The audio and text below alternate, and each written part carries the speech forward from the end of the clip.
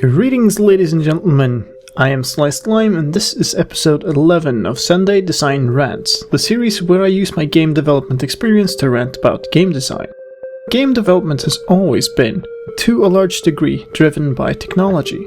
There have been countless technological races, everything from the 8 to 16-bit race between Nintendo and Sega, to the rendering technologies race of Doom 3 and Half-Life 2. Sometimes the technological advancements lead to the possibility of making new kinds of games, like the power needed to drive 3D games, motion control, or even the possibility of making networked multiplayer games through the addition of network cards to video game consoles. All indications point towards us now heading towards yet another such enabler, as the first next-generation VR headsets become available to consumers later this year. In my opinion, the way technological advances enable new types of gaming is always good. You may not always like all the new types of gameplay, but the fact that more diverse experience fit into gaming is great. One side effect is that often there's a need to be in the race to use this new technology. The race to the top concerning graphical fidelity is one area where this is ever present, but never has it done so much damage as it did when 3D became available, with reasonably high quality across the board.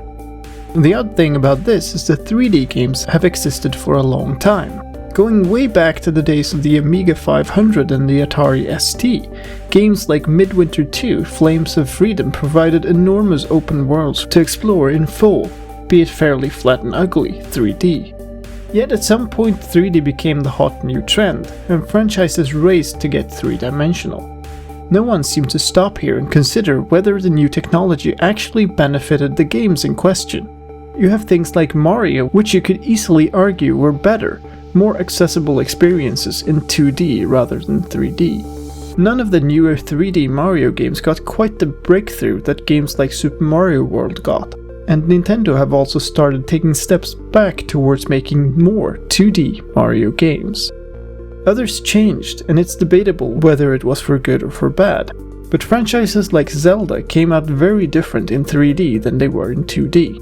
If you've followed this series, you probably already know what I think about it, and judging by the astoundingly good review scores for A Link Between Worlds, I'm not alone. And then finally there's a category of games that were just ill-suited for 3D presentation. There are games franchises that were incredibly large before the transition to 3D, which are all but forgotten now. Take Lemmings for instance. If you played games in the early 90s, you knew about Lemmings. These cute little creatures you had to guide through a level puzzle using abilities like digging, stair building, and even self-explosion created hours of experimentation and fun. And then there was Lemmings 3D. It's pretty much the same game, but adapted to 3D. But since you lacked the overview of a 2D screen, now it was hard to consider how to get through the puzzles. Not to mention that the cute little pixelated creatures became incredibly weird when they had to get full 3D representations that you would get to see up close. It lost the charm, and so Lemmings faded into memory. And it didn't go alone. For a long time, all games that weren't 3D disappeared entirely, with only a few exceptions. It took a long time, until the recent surge of independent game studios and the rise of mobile gaming for 2D platforming to return as a viable gameplay style. Which is weird and a pity, because that gameplay has a lot going for it and deserves to be part of the gaming landscape. The way all game developers like jumping onto new trends like that is extra problematic because new technology tends to need a while to mature, to become good. And so when I look back I see more memorable games from the end of the 2D era and 16-bit consoles than I do of any of the early 3D games. Of course, some games like the first-person shooters we discussed last week, by their very nature are 3D, and there are very memorable games from that era. But then again, those games were 3D before 3D was a mandatory feature as well, going back to Wolfenstein 3D and beyond. Different technologies catch on to different degrees.